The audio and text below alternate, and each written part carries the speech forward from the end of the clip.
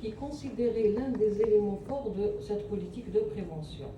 Quel est le principe de cette antibioprophylaxie? C'est simple, c'est administrer avant l'incision chirurgicale une dose d'un antibiotique, donc contre une bactérie qui est responsable de cet ISO, afin d'avoir des concentrations au niveau du sang, au niveau des tissus, tout au long de l'intervention chirurgicale, une concentration qui sera efficace afin de diminuer cette contamination post-opératoire et ainsi donc diminuer le risque infectieux post-opératoire. À qui s'adresse cette antibioprophylaxie? Elle s'adresse à des patients. Il y a deux conditions: que le patient n'ait pas une infection en cours, et deuxièmement, qu'il sera pris en charge pour une chirurgie classe 1 ou 2 de la classification d'Altmaier, une chirurgie propre, bien propre à contaminer. Quelle était la méthode d'évaluation des experts et donc leur méthode d'évaluation, c'était la méthode grade, qui évalue le niveau de preuve de la littérature. Notre objectif à nous, à travers cette présentation, va présenter une synthèse des recommandations, mais seulement pour la chirurgie abdominale, mais avec une autre condition, c'est on va prendre en compte les interventions chirurgicales qui sont couramment pratiquées au niveau de notre service.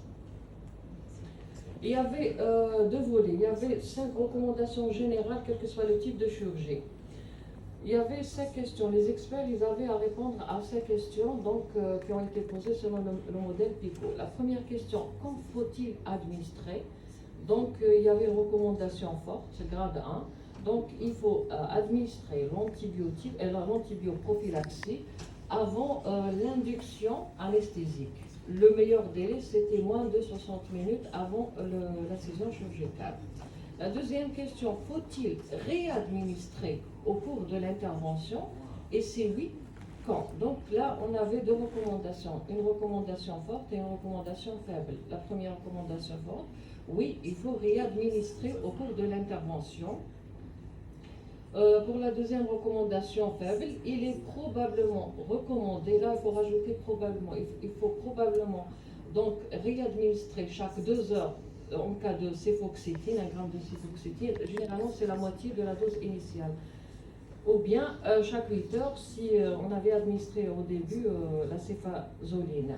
La quatrième question: combien de temps faut-il administrer l'antibioprophylaxie? Autrement dit, est-ce qu'il faut prolonger après l'acte opératoire ou bien non, en post-opératoire? Il y avait une recommandation forte. Donc, il ne faut pas prolonger l'administration de cette antibioprophylaxie. Donc, elle est limitée au temps opératoire, donc à l'acte opératoire. La cinquième question: faut-il modifier les modalités de l'antibioprophylaxie chez le patient obèse? Il y avait une recommandation faible. Il n'est pas probablement recommandé d'ajuster donc la dose de l'antibiotique chez le patient obèse. Maintenant, on va passer à la chirurgie abdominale. J'ai commencé par la chirurgie de paroi. Il y avait deux recommandations faibles pour la cure de hernie de l'aine. Si la cure elle est sans prothèse, donc il n'est pas probablement recommandé d'administrer une antibioprophylaxie. Si la cure avec prothèse, et quelle que soit la voie d'abord ouverte ou laparoscopique, là il est probablement recommandé d'administrer une antibioprophylaxie. Il s'agit souvent du céfazoline 2 grammes en intraveineuse lente.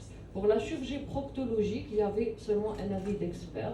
C'est les experts qui avaient suggéré en cas de chirurgie d'hémorroïde, de kyste pylonidale ou bien de fistule anale, donc ils avaient suggéré d'administrer du metronidazole 1 gramme en intraveineuse lente.